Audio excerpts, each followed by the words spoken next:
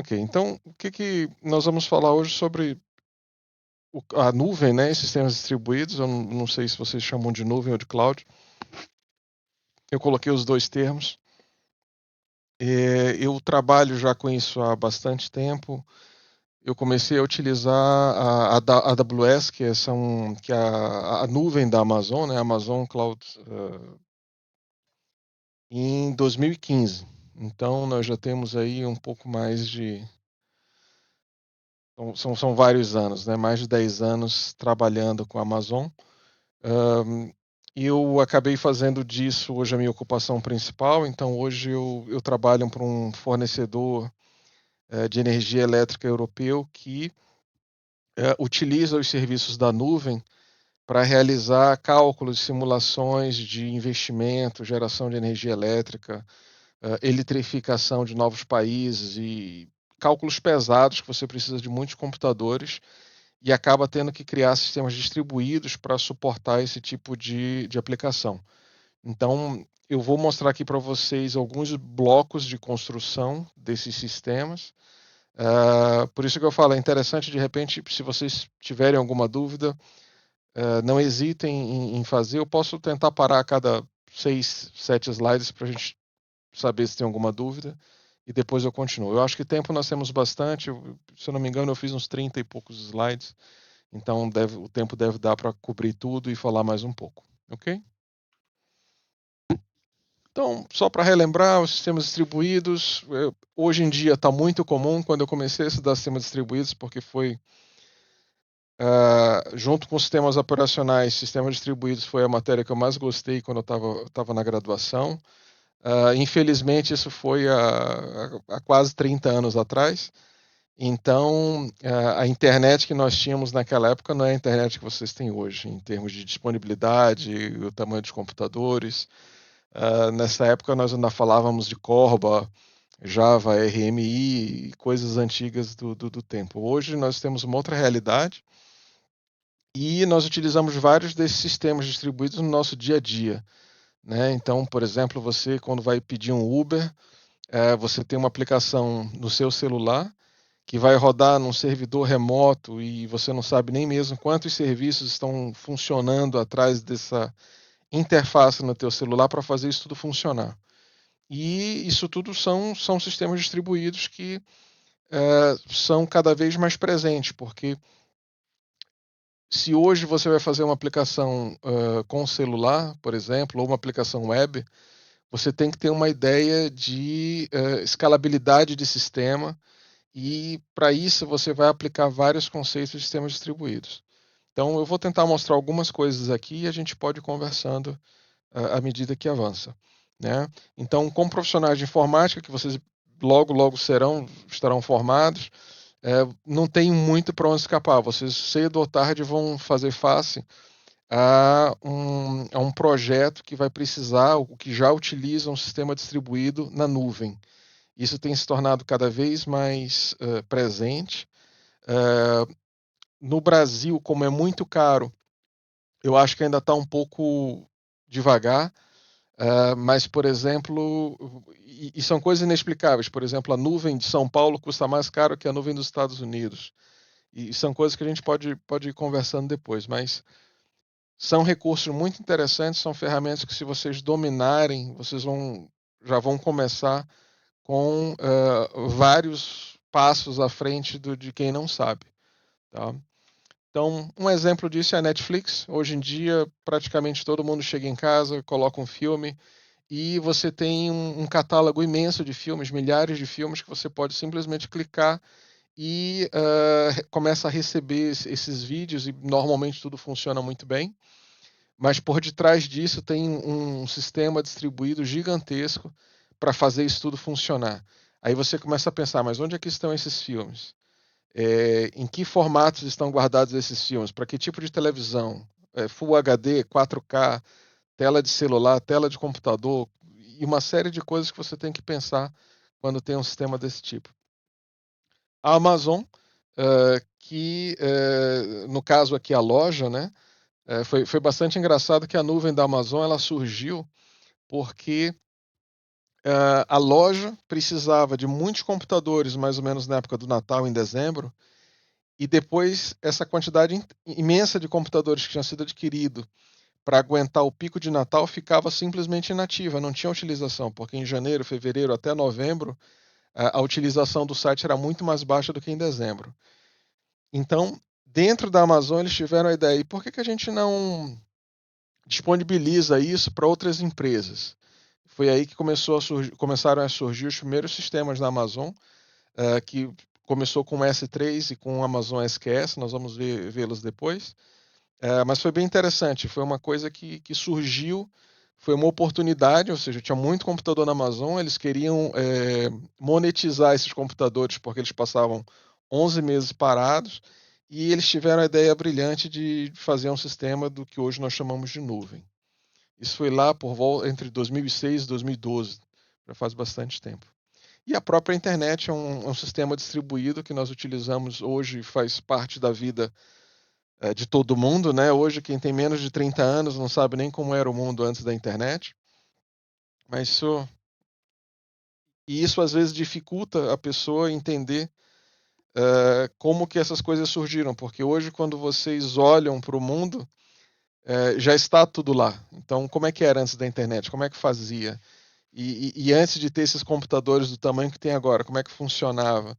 Então, às vezes é interessante conhecer a história para saber que problemas foram resolvidos e como foram resolvidos, e isso faz que fique mais fácil entender como nós chegamos onde estamos, porque se você começar da situação atual, pelo menos para mim, são muitos detalhes, é muita coisa ao mesmo tempo.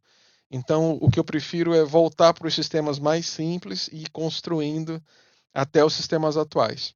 Eu acho que é um caminho mais fácil, vocês podem tentar e depois a gente pode conversar sobre isso.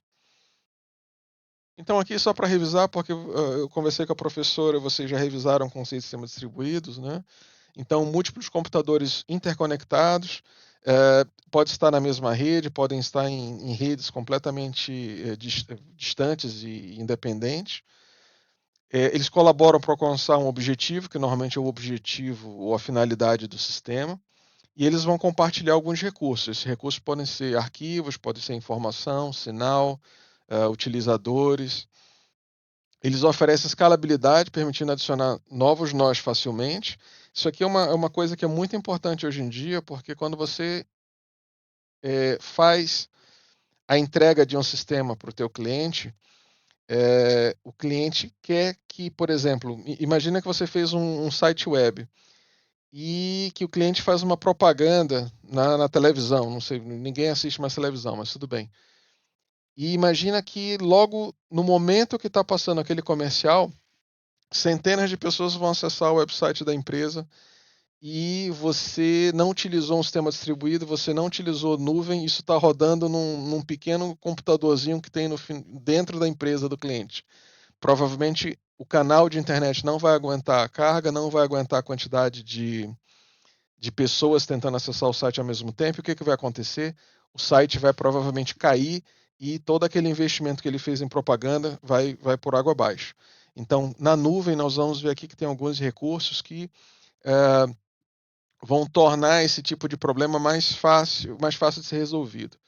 Então, proporciona alta disponibilidade e tolerância a falhas, os dados podem ser replicados para melhorar o desempenho e a segurança, e também, como nós vamos falar rapidamente, eu posso também controlar a proximidade dos dados do meu cliente. Então, por exemplo, se o meu cliente está no Brasil, eu posso escolher um ponto da nuvem no Brasil para que quando você faça o acesso a esses dados, por exemplo, baixar um arquivo, você não tenha que baixar da Europa, você baixa diretamente do Brasil. Então, como que nós chegamos aqui? Então, a primeira situação que eu falei é a máquina dedicada, ou seja, o cliente tem uma máquina rodando na empresa, onde ele vai instalar um Linux ou outra coisa. O que vai acontecer? No sistema tradicional, onde você não está utilizando nuvem, você tem uma máquina só onde está rodando o teu sistema operacional, que pode ser um Linux, e você tem lá várias aplicações nessa máquina.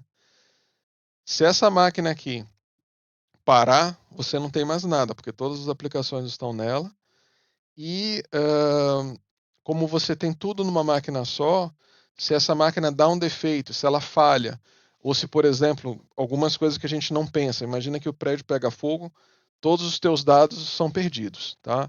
Ah, eu faço backup, tudo bem, mas se o backup está no mesmo prédio que o computador que pegou fogo, ele também pegou fogo. Então, dependendo do negócio da empresa, você tem que pensar nesse tipo de situação. E isso é importante. Nós já tivemos aqui há 2 anos um data center inteiro que pegou fogo. Então, nessas horas você lembra que é interessante ter um backup em outro lugar. Bom, logo depois dessas máquinas dedicadas, que era como funcionava antigamente, lá pelos anos 90, o pessoal começou a investir em máquinas virtuais. Qual é a vantagem da máquina virtual? A máquina virtual normalmente é um servidor bem grande que vai utilizar uma camada que é o não sei como é que é isso em português, hipervisor, é como o hypervisor. Ele vai permitir que o mesmo processador rode vários sistemas operacionais no mesmo hardware, né? Então, esse hypervisor vai compartilhar os recursos da máquina com o sistema operacional hospedeiro, que é o sistema operacional do servidor, mas cada máquina virtual vai ter sua própria instância de um sistema operacional completo, com kernel, disco, bibliotecas e os aplicativos nela. Ou seja, você tem a instalação completa de uma máquina é, dentro da máquina virtual. Qual que é a vantagem disso aqui? É que as pessoas começaram a criar máquinas virtuais e você tem a capacidade de migrar a máquina virtual de um servidor para o outro. Porque como toda a configuração da máquina é feita dentro da máquina virtual, se a máquina virtual mudar de lugar, para o cliente da aplicação isso não faz diferença. Então, isso já deu mais flexibilidade, porque lembra, aqui na máquina dedicada, isso aqui não move, eu não tenho como instalar essa aplicação e os dados num outro lugar, né? Com a máquina virtual, eu posso ter vários servidores e dizer, essa primeira máquina fica nesse servidor, essa segunda máquina aqui vai para o outro servidor, porque aqui tem muito processamento, e assim vai. Então já foi uma vantagem enorme. Qual que foi um dos primeiros problemas desse tipo de solução? Uh, foi que cada máquina virtual ocupava o espaço e a memória de um sistema operacional inteiro. Então isso aqui é caro de manter, porque, por exemplo, imagina que você está rodando um Linux aqui dentro e que cada Linux aqui está ocupando 2 GB de memória. Para rodar 2 máquinas virtuais, você vai precisar de 4 GB de memória. Tá? E provavelmente essa tua máquina grande aqui vai ter que ter pelo menos 8 ou mais. Então, isso limita a quantidade de máquinas virtuais que eu posso ter dentro de um servidor. Várias técnicas foram utilizadas para, por exemplo, para as máquinas virtuais que não tinham muita carga, você pode jogar a memória para o disco, e tem várias técnicas onde você consegue maximizar esses recursos, mas no final vai ser um gargalo. Logo depois, isso aqui a gente já estava nos anos 2010, o pessoal começou a falar de container, que é uma evolução dos jails que tinha no FreeBSD, vocês não são dessa época, mas era comum quando você ia rodar um programa no FreeBSD ou mesmo no Linux, você rodava o teu programa dentro de uma jaula lógica. Então era um programa que rodava o teu aplicativo e fazia de conta que ele tinha um pedaço do disco só para ele. Ele não acessava o disco fora daquele espaço ali. Mas era muito limitado. E isso evoluiu para os containers. O que é o container? O container é um jail que é suportado e implementado pelo kernel do sistema hospedeiro. Então, por exemplo, no caso do Linux, quando você roda um container usando Docker, você tem um sistema de arquivo para o container, ou seja, cada container vai ter o seu disco, onde vai ter as bibliotecas, vai ter os aplicativos instalados, mas ele compartilha o kernel e o sistema operacional com o sistema hospedeiro. Tá certo? Então aqui com o container a gente já eliminou essa camada, já salvou muita memória. E a nuvem, né? O que aconteceu com a nuvem? Então a gente veio daqui, máquina dedicada, máquina virtual, container, e a nuvem ela vai responder algumas perguntas, né? Ou seja, e se nós controlássemos tudo isso via uma API? Ou seja, em vez de ter um operador lá trabalhando num console, mexendo usando um programa para mudar a máquina virtual de um lugar para o outro, ou dando comandos na linha de comando para iniciar e parar containers. E se nós colocássemos tudo isso numa API? Ou seja, eu vou poder fazer programas que vão gerenciar esses recursos utilizando uma API, normalmente uma API REST, onde ela vai nos dar a capacidade de alocar e liberar recursos, ou seja, eu quero um computador, eu não quero mais esse computador. Agora eu quero 10 computadores, agora eu só quero 5. E através dessa API, através de programas, eu consigo orquestrar tudo isso. Tá? Quando eu falar orquestrar, é realmente coordenar esses recursos em termos de alocação, liberação, responsabilidade, quem faz o quê. Então, uma das principais características da nuvem é que tudo é gerenciado por APIs. Cada serviço vai ter uma API que é gerida e fornecida pelo provedor de serviço. No caso aqui, eu vou dar vários exemplos da Amazon. Mas hoje em dia você tem 3 grandes provedores de nuvem. Você tem a Amazon, você tem o Microsoft Azure e você tem o Google Cloud. E tem outros também que são importantes, como a Cloudflare. A Oracle também tem um grande servidor de nuvem, mas os principais são esses 3, Amazon, Azure e Google Cloud. Então, outra característica da nuvem é que as capacidades são elásticas e sob demanda. Então, é essa característica que vai permitir resolver aquele problema que eu falei no início, onde, mas o que faz se agora está todo mundo acessando o site web do cliente? Como é que vai funcionar isso aqui? Eu tenho como colocar mais computadores, arranjar 5 computadores durante a noite em 5 minutos para servir o site? Isso na nuvem dá para fazer. Então, eu lembrei de um político que tinha em Manaus que dizia que se tem dinheiro dá para fazer, uma coisa assim. Então a nuvem é a mesma coisa, você é limitado pela sua carteira. Se você não tem dinheiro, você não faz nada. Se você tem dinheiro, as possibilidades são infinitas. Então, você paga somente o que você usar. Esse é um outro ponto muito, muito forte da nuvem. Por exemplo, imagina que vocês estão aí na faculdade e a professora Daniele passe um sistema onde cada um de vocês tem que criar um servidor e esses servidores vão falar entre si, mas ela precisa disso durante 2 horas.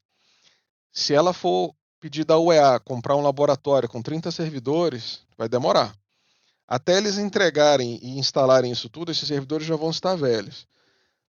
No curso seguinte, já vão ter alguns computadores com defeito, e assim vai. Se você faz isso na nuvem, o que ela faz? Ela pede 30 servidores para o laboratório virtual dela, ela dá acesso a esses 30 computadores, acabou a prova, acabou o curso, você destrói esses computadores, você não paga mais nada. Então, isso é que eu falo de paga somente o que você usar.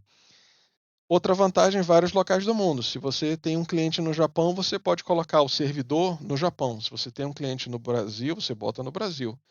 Então, por exemplo, o meu livro ele tem um site que ele é hospedado na Irlanda. Mas como 99% das pessoas que acessam esse site estão no Brasil, eu tenho um servidor de proximidade no Brasil, assim o acesso ao site fica bem simples, bem rápido.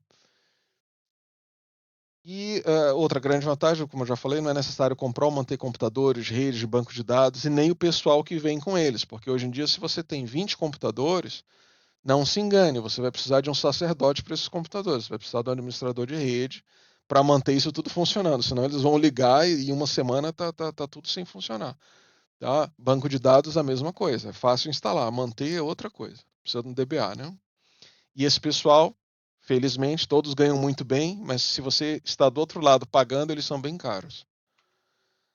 Isso aqui é uma piada corrente, não sei se vocês conhecem, onde diz que a nuvem não existe, é apenas o computador dos outros, né? De vez em quando eu encontro aqui nos carros, o pessoal prega isso atrás dos carros, porque a forma como a nuvem é apresentada, ela é tão abstrata que às vezes as pessoas pensam que é uma coisa mágica, e não é mágica, é software com hardware trabalhando juntos. Se vocês tiverem a oportunidade de ler ou de ver filmes no YouTube de como os data centers da Amazon funcionam, é um outro mundo, porque eles têm que desenvolver o próprio hardware para fazer isso funcionar do jeito que funciona hoje. Tá? Então, mas são computadores que estão trabalhando em rede. Se nós pensarmos em cada provedor, a gente pode imaginar que é um grande sistema distribuído, porque ele vai prover recursos que vão ser utilizados pelos clientes E a Amazon, que é o provedor, tem que gerir esses recursos da melhor maneira possível, tarifar e etc. Então, o próprio provedor de nuvem também é um grande sistema. Aqui é um exemplo da Cloudflare, que é aquele outro grande provedor, o pessoal utiliza muito para serviços de proteção de ataque distribuído. Cada bolinha azul dessa é um ponto de acesso da Cloudflare. Então, como vocês podem ver, eles estão aí, ó, 335 cidades. Isso aqui eu acho que eu tirei esse screenshot ontem. Então, se não for o valor atualizado, também não está muito antigo. E, eles garantem que para 95% da população mundial que acessa a internet, a tua página vai estar a mais ou menos 50 milissegundos, que é o tempo de latência de acesso na rede, dos teus clientes. Se a gente olhar aqui com muita boa vontade, vocês vão ver que tem um pontinho até em Manaus. Tá? Então se você estiver acessando um recurso da Cloudflare em Manaus, provavelmente eles vão fazer uma cópia do recurso nesse servidor de Manaus. Tá? A mesma coisa para outras grandes cidades do mundo. Né?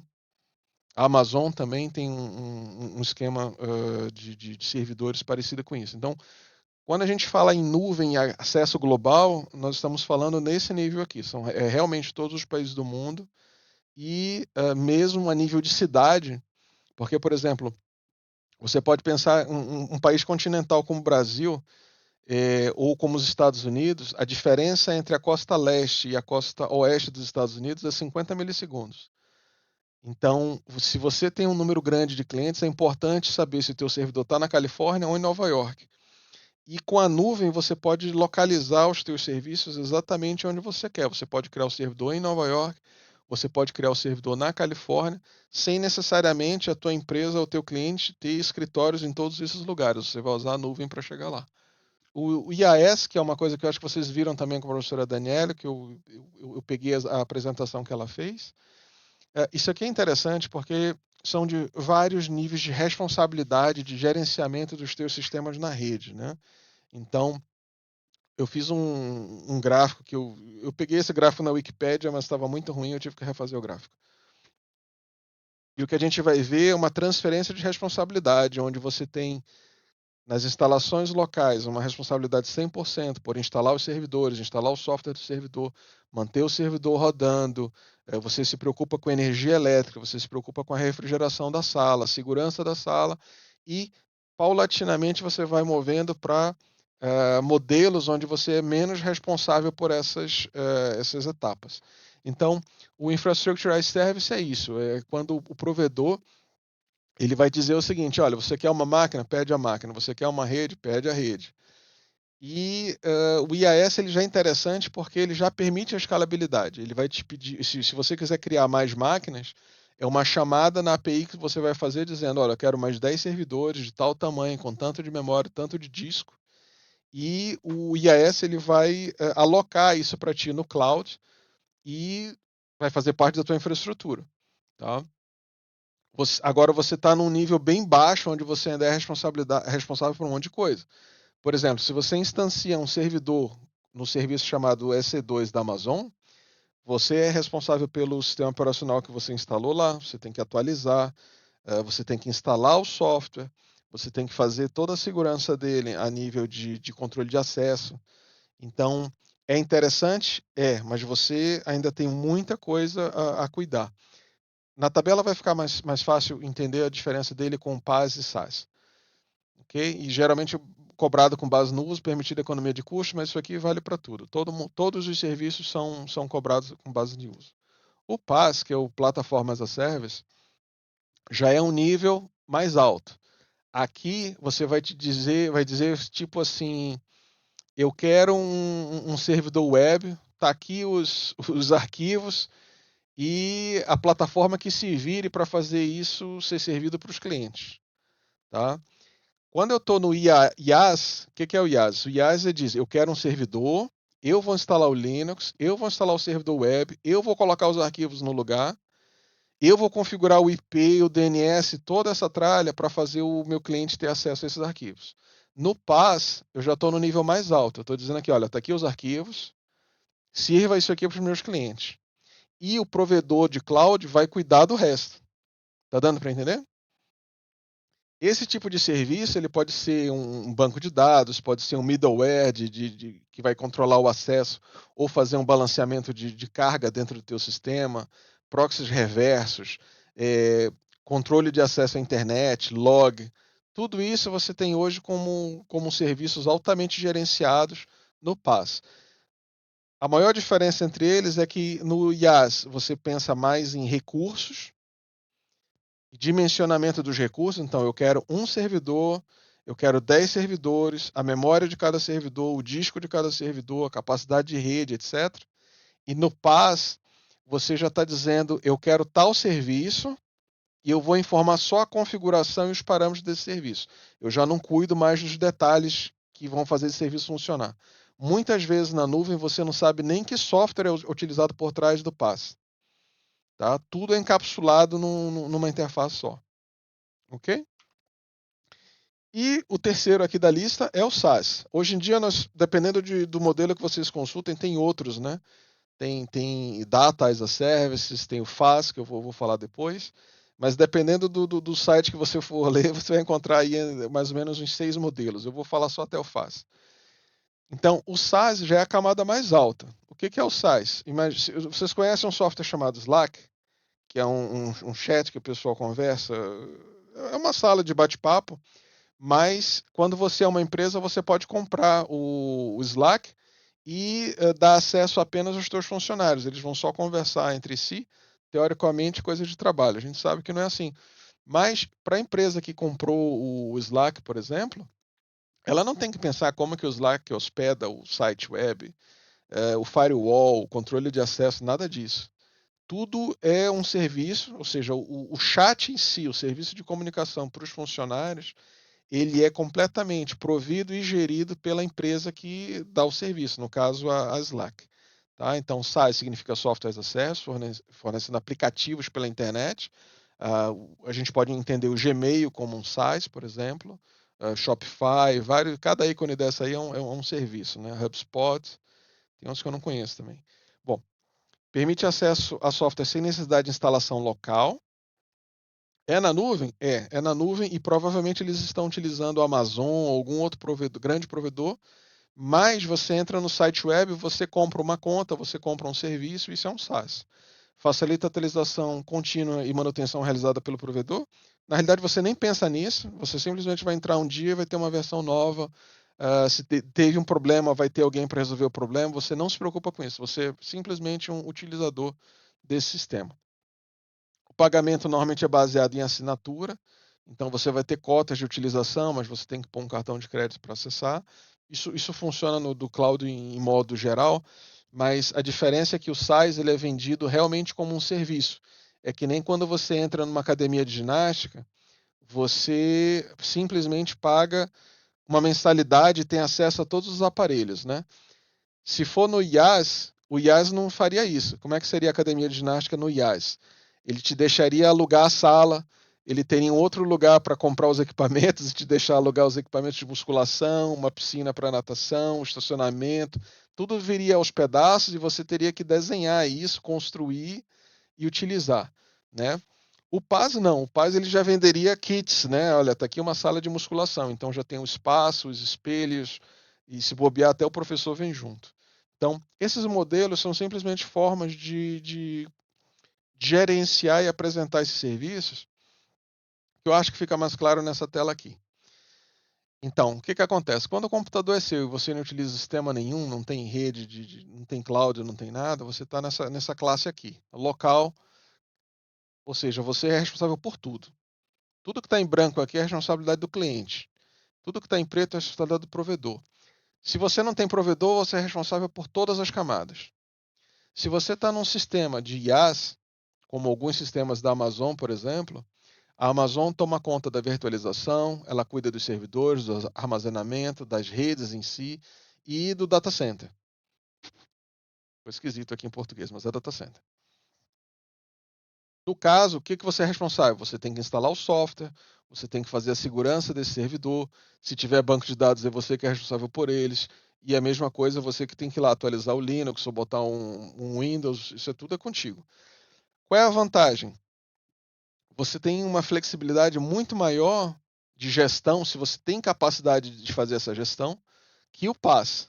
Então, essa é uma grande variável para escolher entre o IaaS e o PaaS, é a capacidade de gestão. Por exemplo, se você é uma pequena empresa, tem 3 desenvolvedores, nenhum deles trabalha com Linux, nenhum deles é administrador de sistema. Bom, aí você já está com as pernas quebradas, né?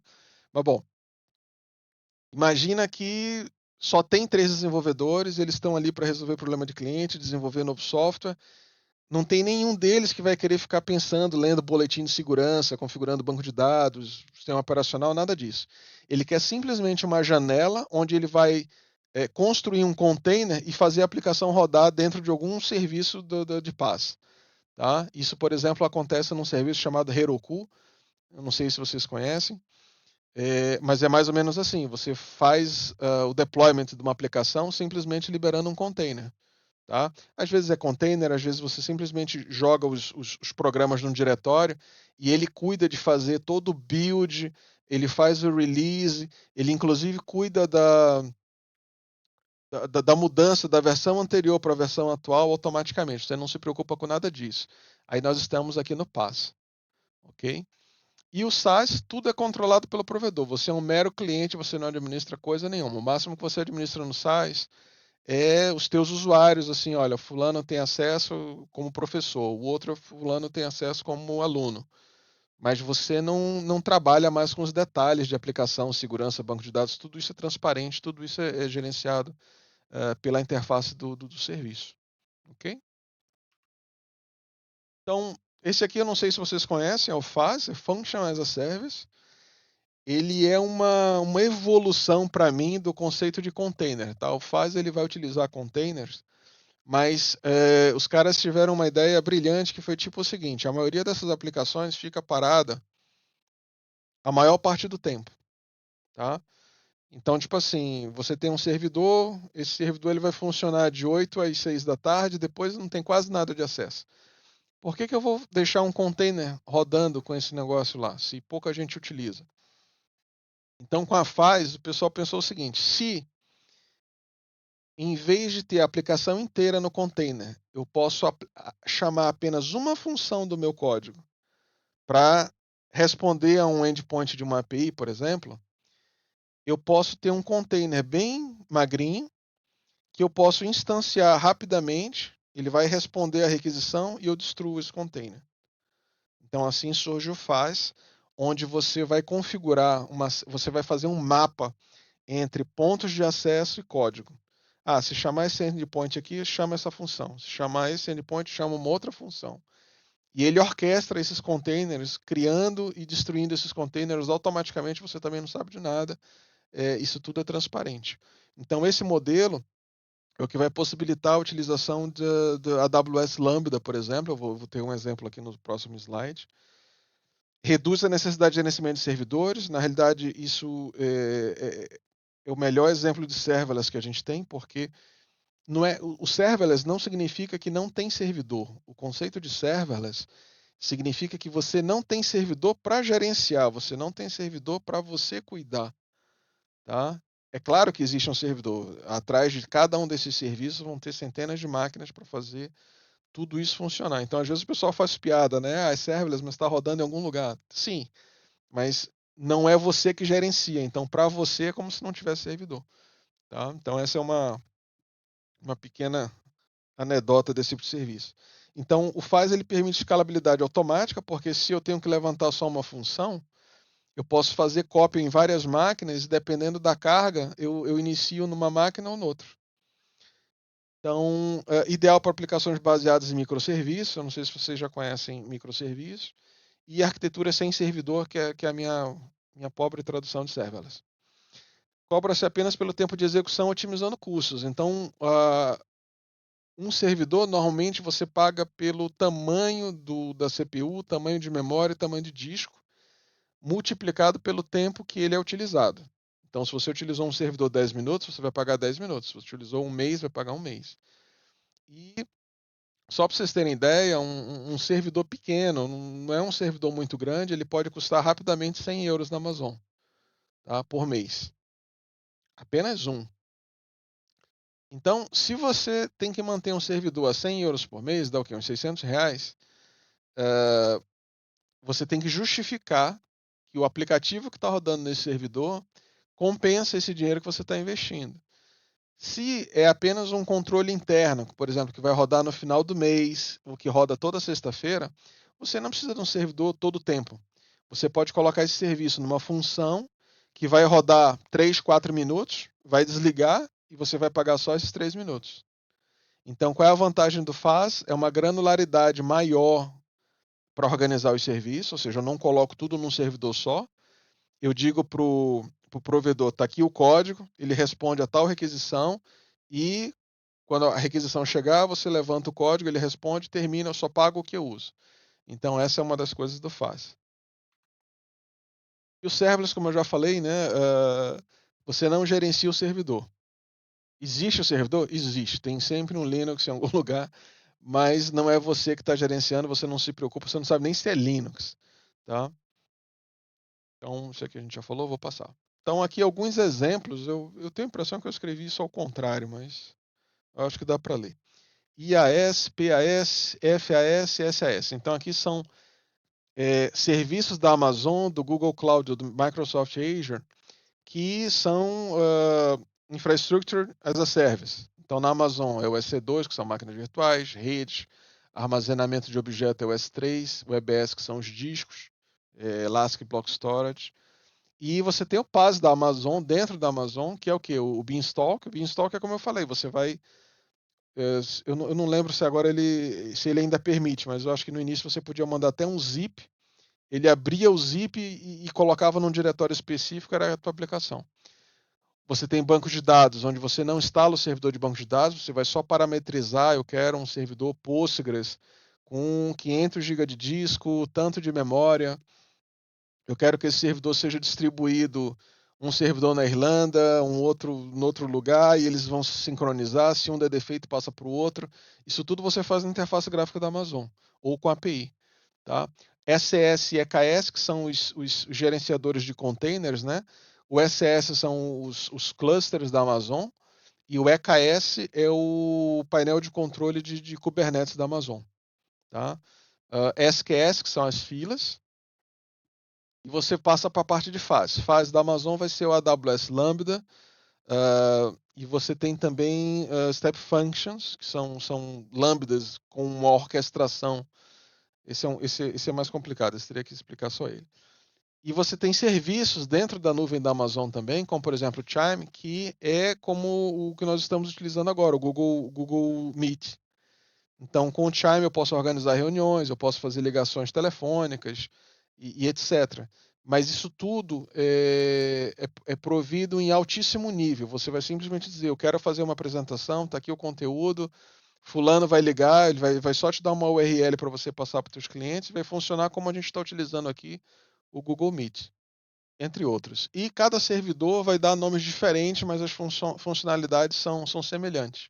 Então, depois vocês podem pegar a apresentação, vocês vão ver que tem muitas fotos na internet, muitas imagens, onde você tem um mapeamento de cada serviço entre provedores de nuvem diferentes. Então, aqui, por exemplo, eu fiz um zoom, né? Para armazenamento de objeto, vai chamar S3 na Amazon, Cloud Storage no Google Cloud, Blob Storage no Azure, é praticamente a mesma coisa. Tá? E a mesma coisa para os outros serviços, CloudFront, que é a CDN da Amazon, Cloud CDN, que é o do Google Cloud, e o Azure CDN, que é o da Microsoft. Então, o que é importante aqui? Você tem que saber o que é uma CDN, você tem que saber o que é autoscaling, você tem que saber o que é o balanceador de carga, e depois você vai procurar quem faz o que em cada provedor de nuvem. Então, é muito importante você ter os conceitos e a definição de cada uma dessas coisas, senão você vai ler a identificação de cada serviço desse e vai achar que é uma coisa nova. Mas não, eles estão implementando um conceito, um bloco de construção que, por exemplo, é chamado de CDN. Só que o produto que eles vendem é chamado CloudFront, Cloud CDN, Azure CDN e assim vai. Então é importante conhecer o que tem por trás. Bom, outra coisa legal da nuvem é que a infraestrutura ela é definida como código, né? Então, você pode ter um arquivo de configuração com a estrutura, dizendo assim, eu quero 10 servidores, você cria um arquivo JSON, um arquivo YAML, onde tem a especificação de memória, disco, localização, nome, tudo vai estar nesse servidor. E qual é a vantagem disso? Se você precisar criar em outro lugar, você muda um parâmetro na configuração e manda criar, por exemplo, esses servidores em outro país. E essa flexibilidade é muito interessante, porque quando você está desenvolvendo software, eu posso criar e destruir um ambiente de desenvolvimento de forma totalmente automatizada. Então, eu posso ter um ambiente de desenvolvimento, posso ter um ambiente de produção, mas se eu precisar ter 3 ambientes de desenvolvimento para testar a parte diferente do software, eu simplesmente instancio esses objetos 3 vezes. Tá? Então, facilita a replicação de ambientes, aumenta a eficiência operacional, reduzindo erros manuais e tempo de provisionamento. Provisionamento é justamente a criação desses recursos. E tem vários frameworks que vão ajudar a realizar esse tipo de trabalho, como Terraform, que é genérico, ele é multi-cloud, o Ansible, que é também multi-cloud, e o CloudFormation, que é a solução da Amazon. E hoje em dia a gente usa mais o Amazon CDK, que são bibliotecas em JavaScript ou Python que vão te deixar automatizar a nuvem. Então, o S3 é um dos serviços da Amazon que vocês conhecem, né? Simple Storage Service, foi um dos primeiros serviços que nasceu na Amazon, onde ele simplesmente te diz o seguinte: olha, eu te dou um bucket, que é como se fosse o bucket é balde, né? Vocês vão ver na ícone depois que é um balde mesmo. Mas eu te dou esse balde aqui para guardar arquivos, através de um endereço você consegue guardar arquivos de até 5 terabytes e não precisa saber em que disco eu coloquei.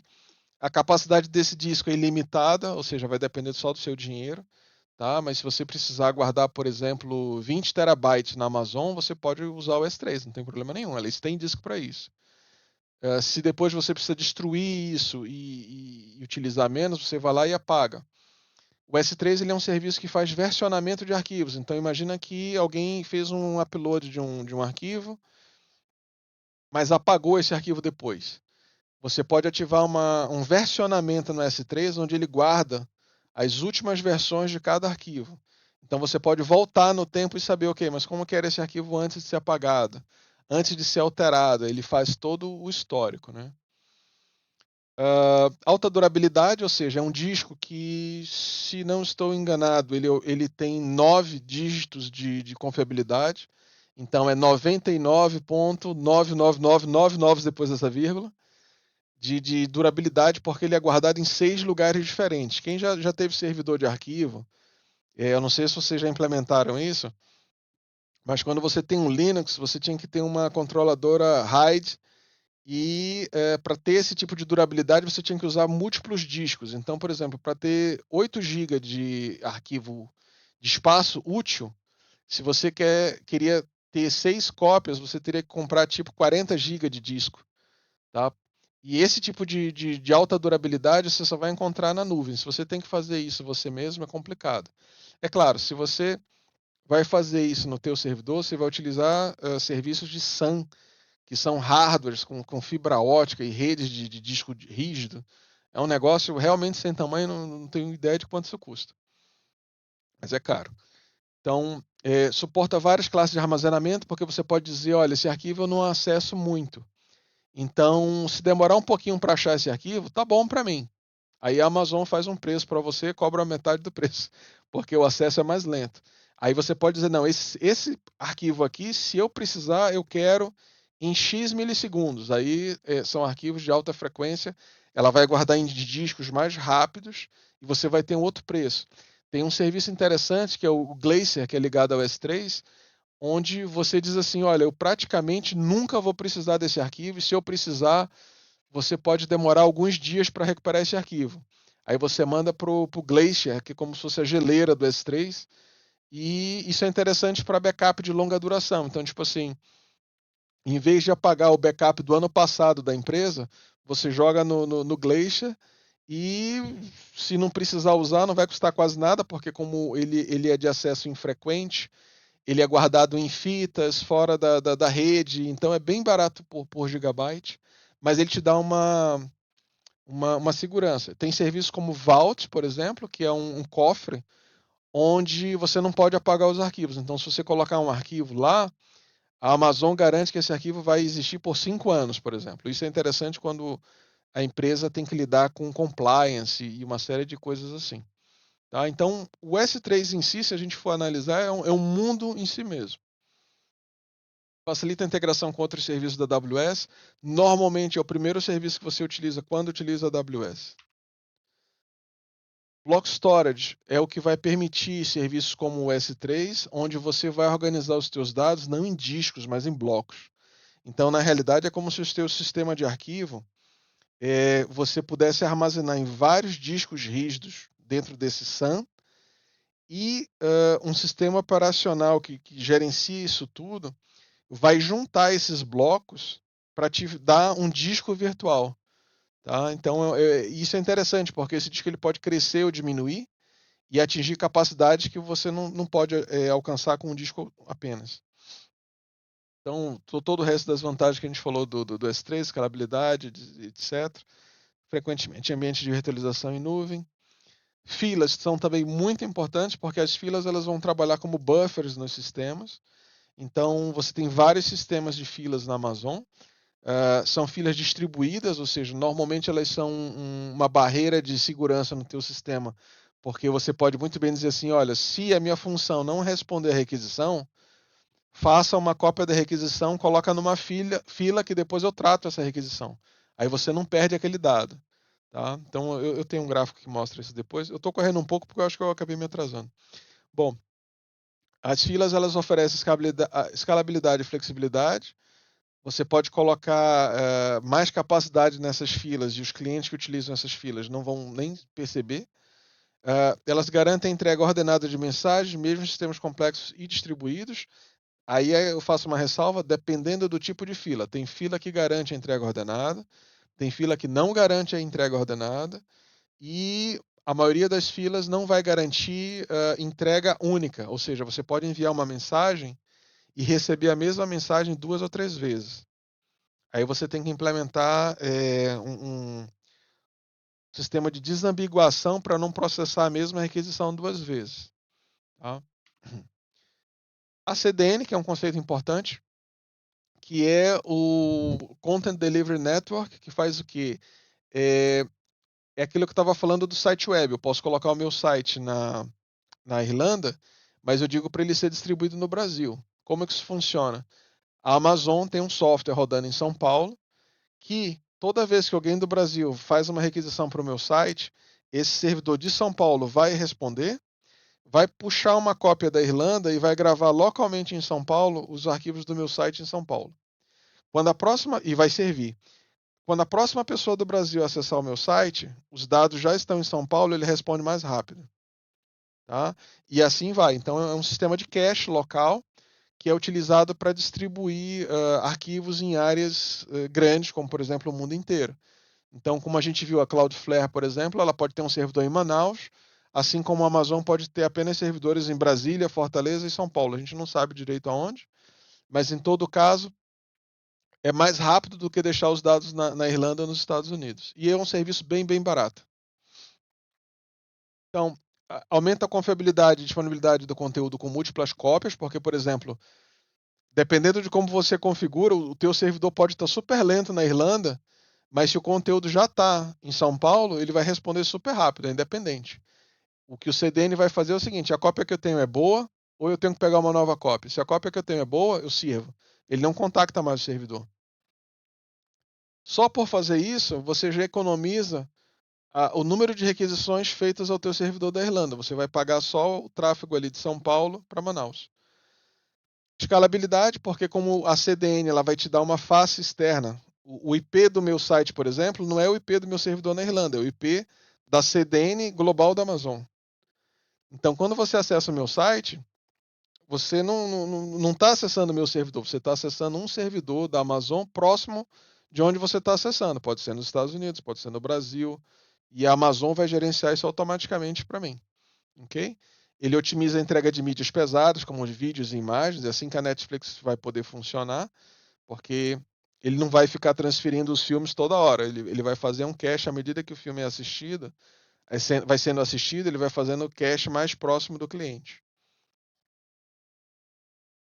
Melhora a velocidade de carregamento, porque se vocês utilizarem redes de um país para o outro, vocês vão começar a ver que, por exemplo, para o Brasil acessar alguma coisa da Ásia, o tempo de acesso é mais ou menos 400 milissegundos. E o tempo de acesso entre dois sites, ele influencia a velocidade máxima de transferência. Tá? Então, quanto mais próximos os dados, quanto mais rápido o servidor responder para o teu cliente, mais rápido esses dados vão ser visualizados pelo teu cliente e o teu servidor vai ficar livre mais rapidamente. Se eles estão muito distantes, você vai diminuir a velocidade de transferência, aumentar o tempo de conexão e para o teu utilizador não vai ser tão agradável utilizar teu sistema.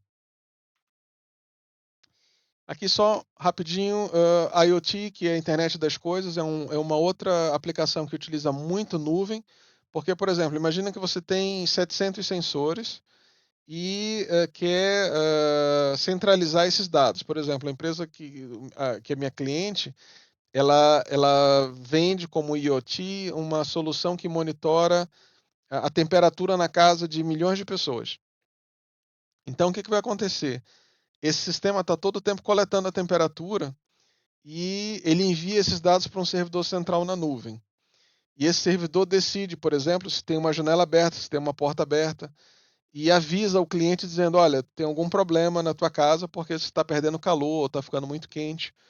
E isso tudo, imagina distribuir isso tudo para servir um país, né? Porque vai ter horas que isso vai ser mais utilizado ou menos utilizado. Então nós utilizamos a nuvem da Amazon para implementar esse tipo de coisa.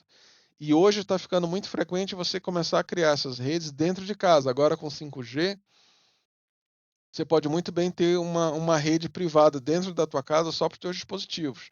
Vocês já devem estar vendo isso. As televisões são inteligentes, forno inteligente, ar-condicionado que você controla pelo Wi-Fi. Isso tudo também forma um sistema que, dependendo do que você utiliza, você pode controlar tudo no teu telefone, né? Então, saúde também está crescendo muito. Por exemplo, aqui, quando a gente faz um exame de sangue ou quando a gente vai no médico, eu tenho uma página do governo que mostra todos os exames que eu fiz, o médico que solicitou o exame, todos os remédios que eu comprei na farmácia, eu tenho num só site. Se não existe mais receita em papel, né? Então, por exemplo, se eu for numa farmácia, eu mostro a minha identidade e o farmacêutico sabe quais são os remédios que o médico pediu para mim. Tá? Então isso tudo tá evoluindo muito, muito rápido. E se eu quiser, eu posso utilizar uma aplicação no celular para saber o que o médico passou para mim. Aí ele vai mostrar o nome dos medicamentos com código de barra, que numa emergência eu posso mostrar o código de barra para autenticar o pedido do remédio, né? E assim por diante. Mas é uma área que está crescendo muito e eu acho que vai crescer cada vez mais porque está ficando muito barato você ter dispositivos conectados, né? Não sei se está aparecendo na minha câmera aí. Vocês conseguem me ver ou só me ouvir? Tá vendo? Então isso aqui é um, pois é, isso aqui é um Raspberry Pico W que eu tô trabalhando nele agora para fazer uma apresentação. Não sei se vocês estão vendo, mas é um negócio bem pequenininho, né? Tá dando para ver?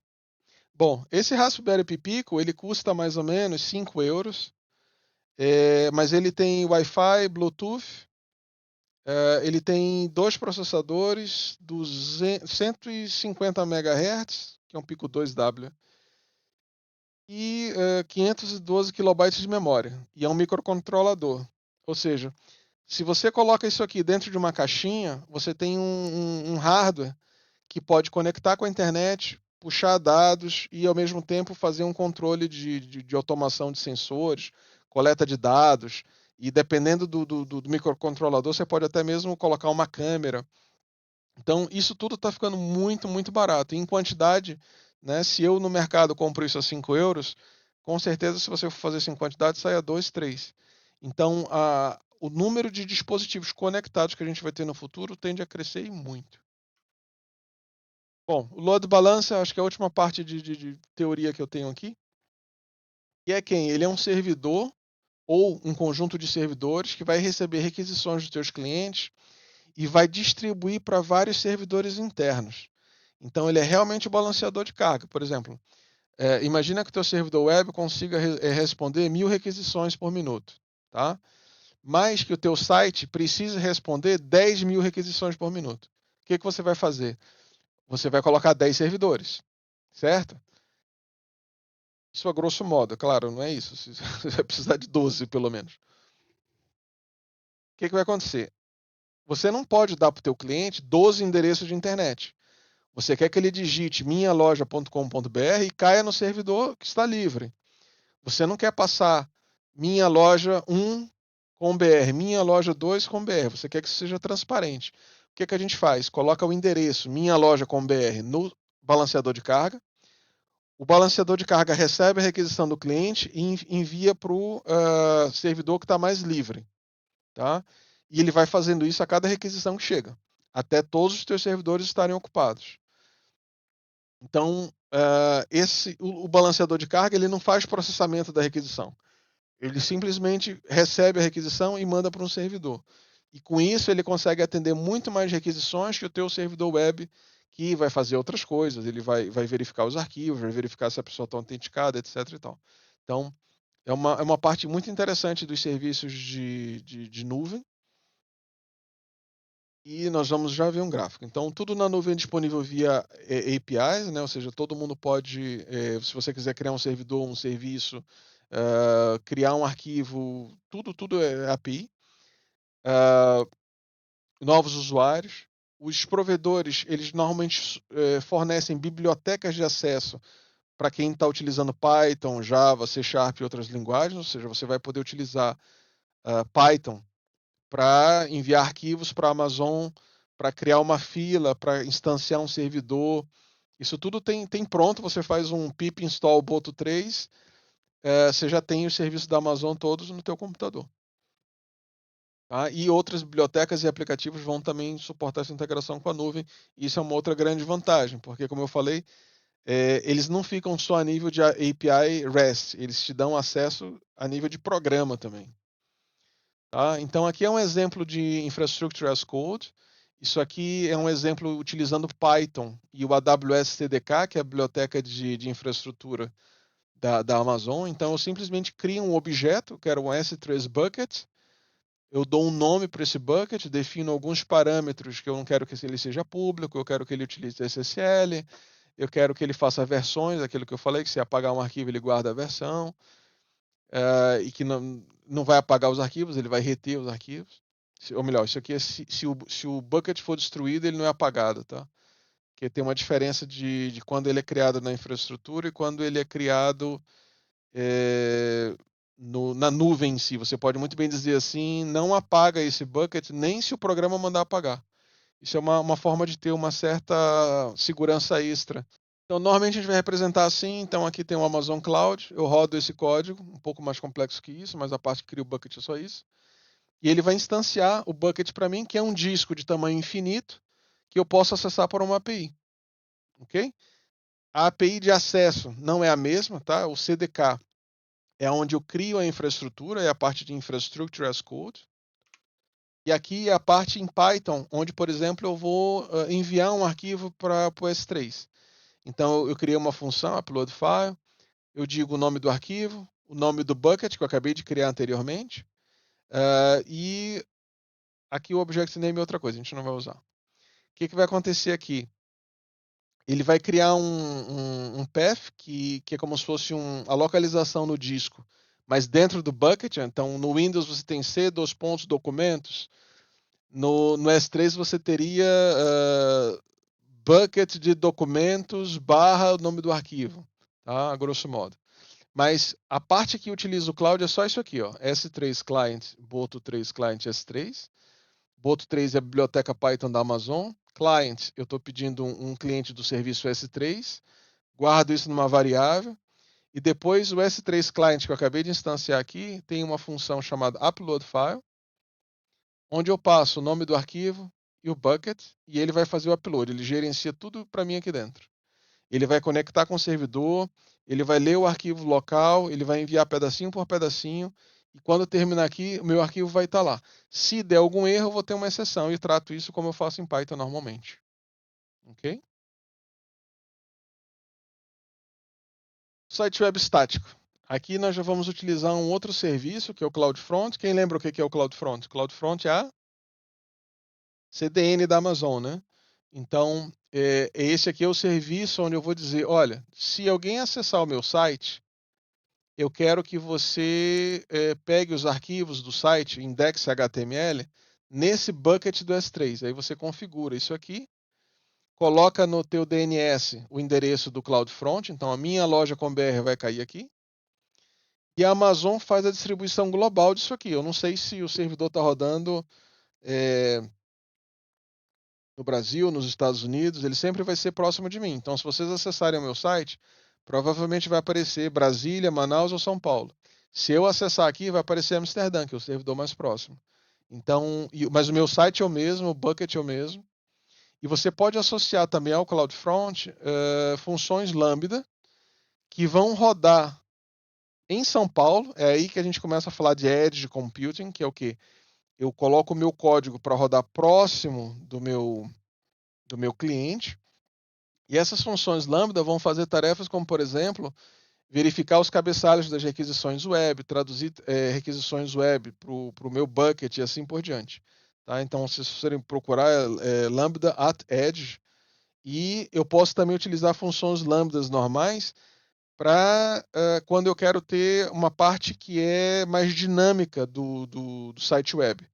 Então imagina que eu preciso de uma página que vai mudar a cada 10 minutos. Eu posso criar uma função que cria essa página e que vai ser fornecida pelo CloudFront. Tá? O balanceador de carga já é um pouco mais sutil. Então, aquilo que eu estava falando, eu tenho vários clientes. Esses clientes vão acessar o load balancer, que é o balanceador de carga que vai estar aqui na frente dos sistemas. Normalmente, o balanceador de carga ele vai estar ligado a um autoscaling, que é uma política de escalonamento dos servidores. Então, por exemplo, eu posso muito bem dizer, olha, normalmente eu quero 2 servidores, mas se a CPU desses 2 servidores passar de 75% por mais de 5 minutos, começa a adicionar servidor. E eu só tenho dinheiro para pagar 12 servidores. Então eu coloco o mínimo, coloco o máximo, coloco um critério para quando ele vai colocar outros servidores e a Amazon gerencia essa frota de servidores para mim automaticamente. Tá certo? A gente pode voltar aqui se não ficou claro. As lambdas, como é que funciona um sistema web? Imagina que vocês estão fazendo uma API e vocês querem colocar isso na Amazon. Então vocês têm que usar vários serviços. Então, por exemplo, vou começar de trás para frente, para ficar mais interessante. O DynamoDB é um servidor de banco de dados NoSQL, ou seja, é um servidor de banco de dados orientado a documento, ele não trabalha com SQL. Aqui você precisa de uma chave hash para acessar os teus documentos, mas ele é super rápido e ele é distribuído. Eu tenho um outro banco de dados, que é um RDS, aqui pode ser um MariaDB, pode ser um Postgres, que ele está presente em várias regiões geográficas, a gente chama de multi-AZ, e ele forma um cluster, é um cluster de banco de dados. Então eu tenho um servidor principal e servidores réplica. Se esse servidor de banco de dados falhar, o software do RDS automaticamente troca, ele vai promover uma réplica ao servidor principal e vai cuidar da ressincronização do servidor que morreu. Tá? Então isso aqui é um negócio que também merece uma explicação à parte. E eu tenho funções Lambda, que são funções em Python, por exemplo, que vão acessar o banco de dados, vão processar esses dados e vão gerar uma página web de resposta para o meu cliente. Então, como é que essa requisição entra? O cliente vai acessar a web, minha loja com BR, vai cair num WAF, o WAF é o Web Application Firewall, que é um serviço que vai dizer assim, olha, se a requisição é maliciosa, bloqueia. Tá? O que é uma requisição maliciosa? Dependendo do teu cliente, você pode, a requisição está vindo do Irã. E dependendo do país, você não pode servir coisas que vêm do Irã. Então esse cara aqui vai dizer, não, do Irã não pode. Aí ele bloqueia o sujeito porque ele veio do Irã. Tá? Ou então o cara está tentando acessar o teu sistema web, coloca um monte de caracteres no final da URL, de forma a caracterizar uma utilização, um ataque conhecido de SQL injection, alguma coisa assim. O firewall vai bloquear também. Mas se passar do firewall, ele vai cair no API Gateway. Esse cara aqui, ele é um mapa da URL que você está acessando, por exemplo, barra preços, barra catálogo, alguma coisa assim, e vai direcionar para uma lambda específica, tá? A lambda gera a página, responde e ele vai voltar aqui para o cliente como resultado. O cliente não sabe que isso aqui foi uma lambda. A função lambda, ela é um faz, ou seja, eu só vou pagar quando isso aqui for ativado, ela não fica rodando todo o tempo. Eu recebo a requisição, a Amazon cria esse container, roda a função, devolve, e ela pode destruir ou não, porque às vezes ela deixa ainda 5 a 10 minutos caso chegue uma nova requisição. Se a nova requisição não chegar, a Amazon não te cobra. Tá? Então você só paga realmente o tempo que a função está ativa. Qual que é a vantagem desse tipo de solução? Lembra do caso da propaganda? Se o cara vai lá e coloca uma propaganda na televisão, vamos supor que o pessoal ainda assiste a televisão, e que de uma hora para outra, normalmente aqui tem 10 pessoas acessando a minha loja, de uma hora para outra passam a ser 1.000 pessoas, o software da Amazon vai receber as 1.000 requisições e vai verificar que você só tem uma lambda aqui. O que ele vai fazer? Ele vai começar a botar múltiplas cópias dessas lambdas. Então ele vai instanciar uma segunda, uma terceira, uma quarta, uma quinta, uma sexta e vai começar a balancear a carga entre essas lambdas aqui. E o que você tem que fazer para isso? Absolutamente nada. Tá? Isso aqui é um tipo de escalonamento que você simplesmente configura dizendo, olha, eu quero pagar até 1.000 lambdas ao mesmo tempo. Como eu falei, todo o teu poder de processamento depende do teu dinheiro. Se você não tem dinheiro, não use a nuvem. Tá? Agora, se você tem um sistema que quase ninguém utiliza, esse tipo de configuração aqui, o RDS é caro, tá? Mas se você consegue fazer um sistema utilizando só o API Gateway, funções Lambda, pode ter quantas você quiser, e um banco de dados barato como o DynamoDB, você consegue hospedar um sistema por 2, 3 euros por mês. Tá? Então pode ser mais barato até do que um servidor de VPS, né, que é aquele que você, através de uma interface web, compra um servidor, paga sei lá, 10, 15 reais por mês. E com a vantagem que ele é escalonável, ou seja, se ele precisar aqui de várias instâncias, ele faz sozinho. Se você comprar uma VPS, a VPS vai cair se tiver muita requisição. Então isso aqui é um exemplo de uma função lambda, em Python também, não sei porquê, mas eu sou suspeito. Então, aqui no caso eu estou utilizando simplesmente o JSON para serializar a minha resposta. A Amazon define que quando a função lambda é chamada, ela vai te passar um evento, que são todos os cabeçalhos que vieram do cliente, e um contexto, que são informações de execução do lambda, quanto tempo está rodando, uma série de outras coisas que não são detalhes de implementação.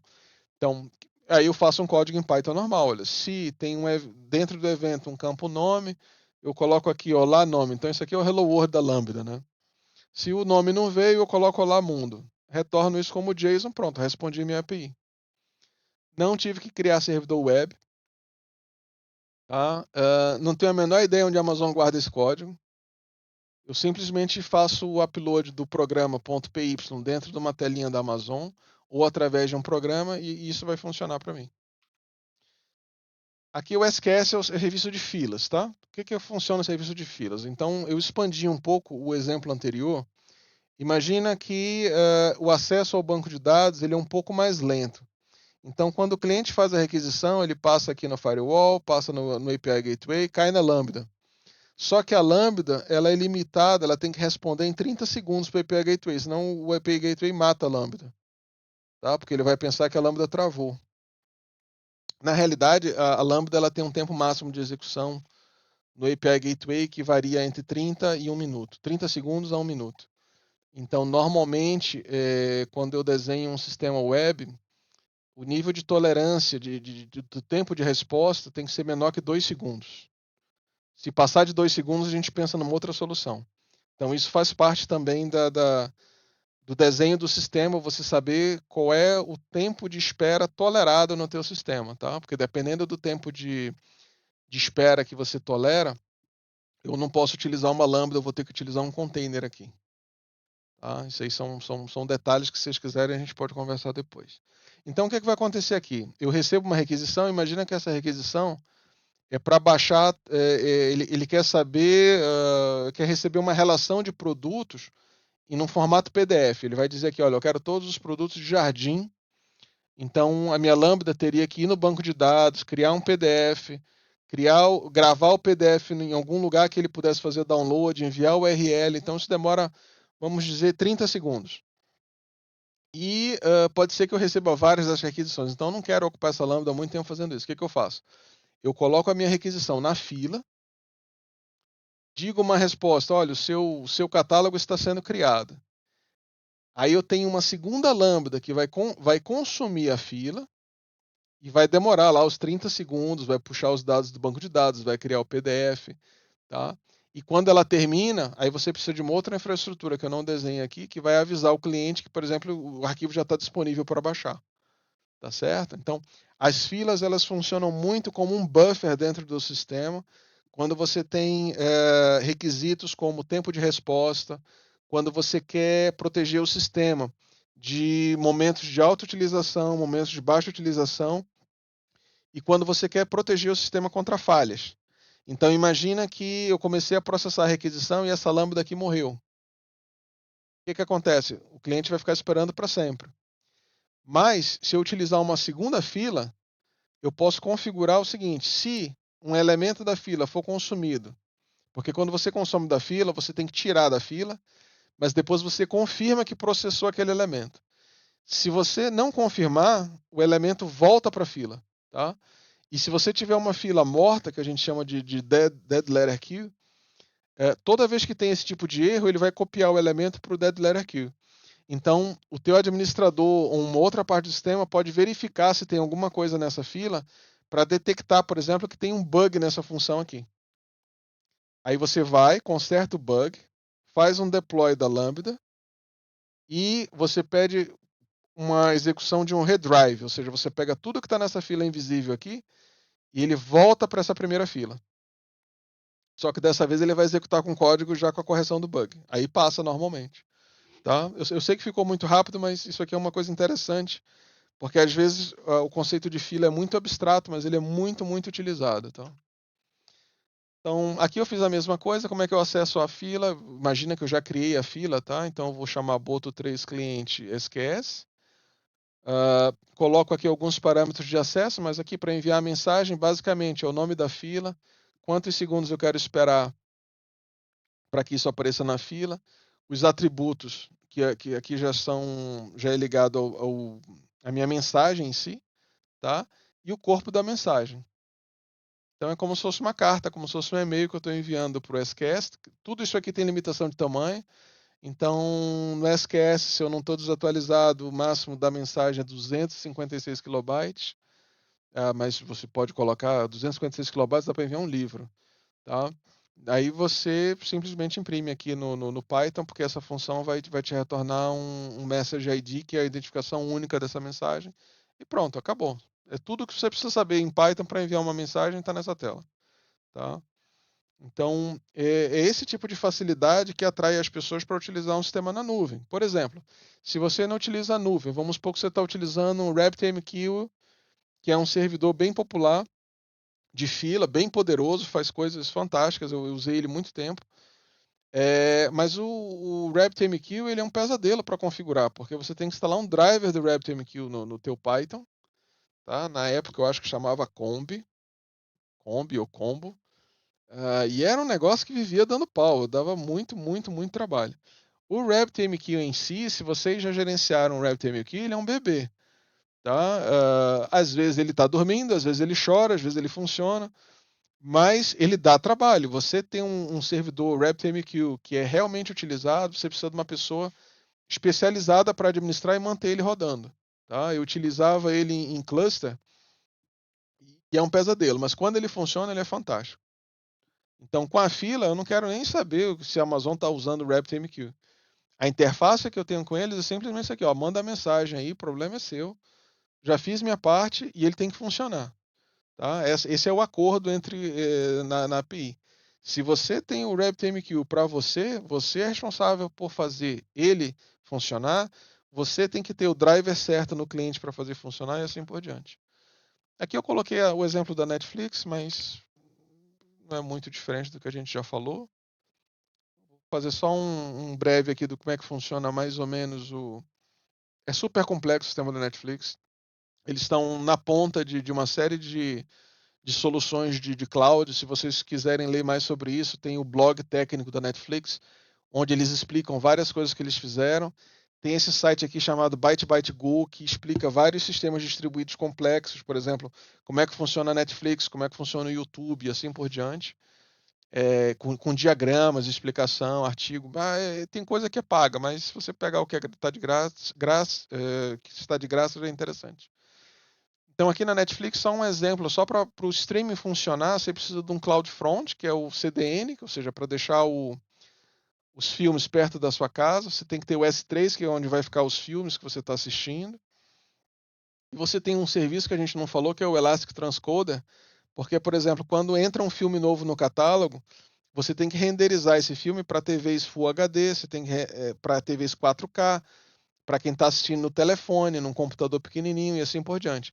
Então, toda vez que entra um filme, tem uma série de tarefas em paralelo que são executadas para transcodificar, ou seja, codificar novamente o filme em tamanhos diferentes, em resoluções diferentes.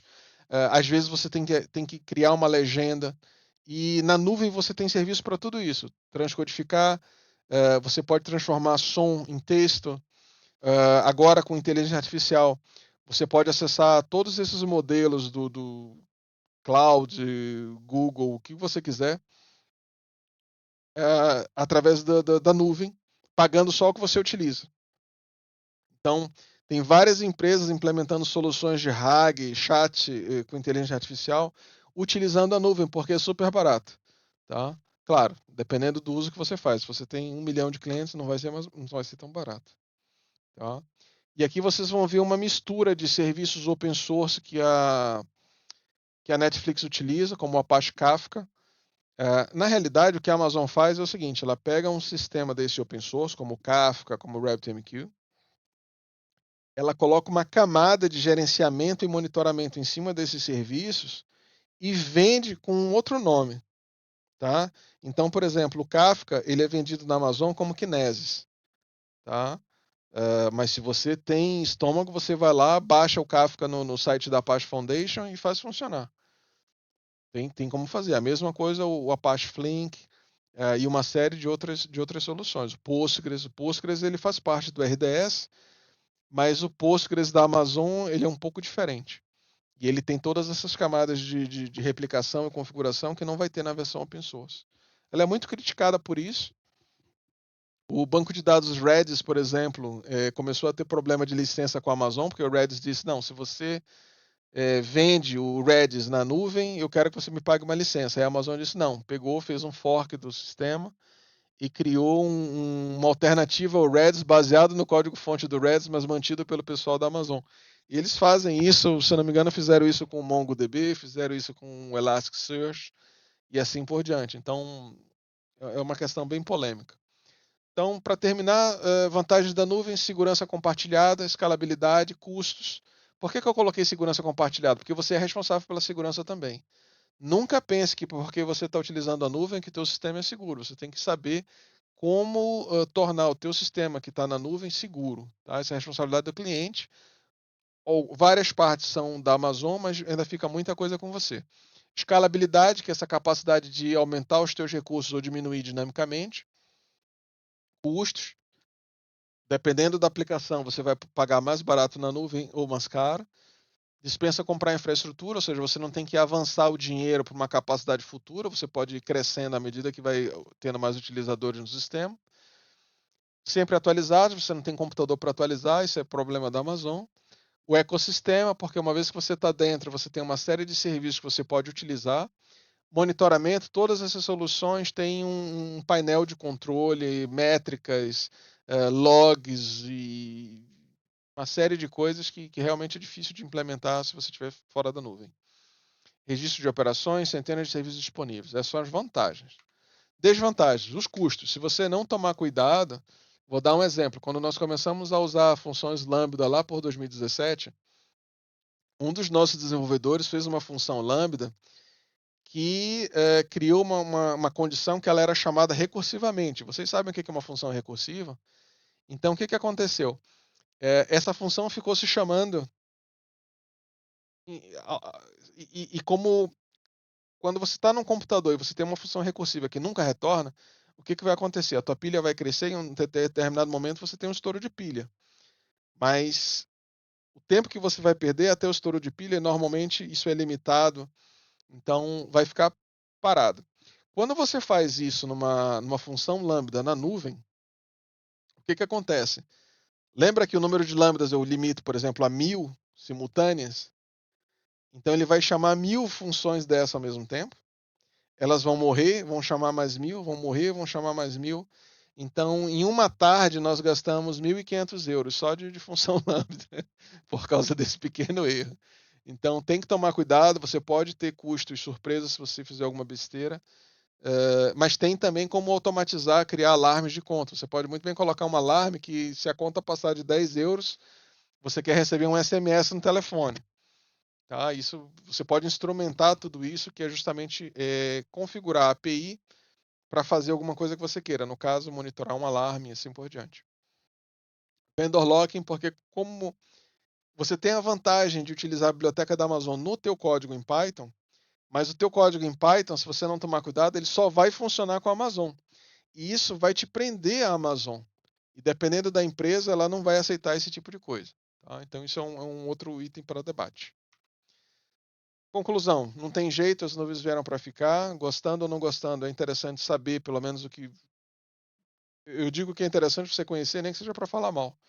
Tá? Mas eu não vejo hoje muitas aplicações de informática, principalmente inteligência artificial, porque se vocês estão atualizados, uma placa para fazer para armazenar modelos mais complexos de inteligência artificial, você tem que instalar um hardware no computador que custa 50 mil euros. É o quê? 300 mil reais, né? Imagina quantas pequenas empresas vão ter 300 mil euros para comprar essa placa e botar num servidor local. Não vai ter, né? O que vai acontecer? Você vai ter que ir para a nuvem treinar esse sistema de inteligência artificial, porque na nuvem não vai ter uma placa dessa, vão ter 1000 placas, e a Amazon vai te alugar. Essas placas você vai poder utilizar no teu código, acabou, pronto. Você não paga mais. Então, tem uma série de aplicações que caem nessa categoria. Tá? Então, escolha um provedor para estudar. Cada provedor é um mundo à parte. Se você quer uma coisa pequena, eu sugiro a DigitalOcean, que é um servidor americano, mas ele tem vários serviços de cloud que são relativamente baratos. Tem o Google Cloud, o Azure e a AWS, são os grandes provedores de cloud. Escolha um dos três, todos eles são excelentes. Eu escolhi a Amazon porque quando eu comecei o principal era a Amazon e fiquei com a Amazon porque funciona até hoje. É o maior, mas não é o único. Você pode usar o Microsoft Azure, você pode ir para o Google Cloud. Uh, Esses provedores eles te dão acesso a o que eles chamam de período grátis. Normalmente você tem um ano para utilizar a conta e cada um deles vai te dar recursos diferentes, como por exemplo, um ano de acesso ao servidor de graça. Aí vocês têm que ler na página direitinho, mas eles vão te pedir um cartão de crédito. Tomem cuidado com isso, porque se você fizer uma besteira e deixar rodando um mês lá, o teu cartão de crédito vai sofrer. Tá? Então, se vocês forem utilizar as contas grátis, prestem bem atenção, leiam direitinho o que é o limite e monitorem a utilização, porque não deixa um experimento rodando lá e que a conta uma hora chega. Tudo na nuvem é pago. Então, se você deixar arquivos e não apagar, você vai pagar. Se você deixar um servidor ligado, vai pagar. Se o servidor está desligado, mas você não liberou o servidor, você está pagando também, mesmo ele desligado. Então, cada serviço tem um critério entre pagar e não pagar. Dois sites que eu sugiro que vocês visitem se vocês escolherem a AWS é o Workshops da AWS e o Skill Builder da AWS. São sites mantidos pela própria Amazon com tutoriais e workshops. Alguns são grátis, vocês podem entrar e fazer experimentos. Às vezes eles dão até uma sessão didática para você entrar no ambiente de nuvem e fazer algumas configurações. Tá certo? Pessoal, era isso que eu queria falar. Se vocês tiverem algumas perguntas, acabei falando mais tempo do que eu tinha pensado. Como sempre, né?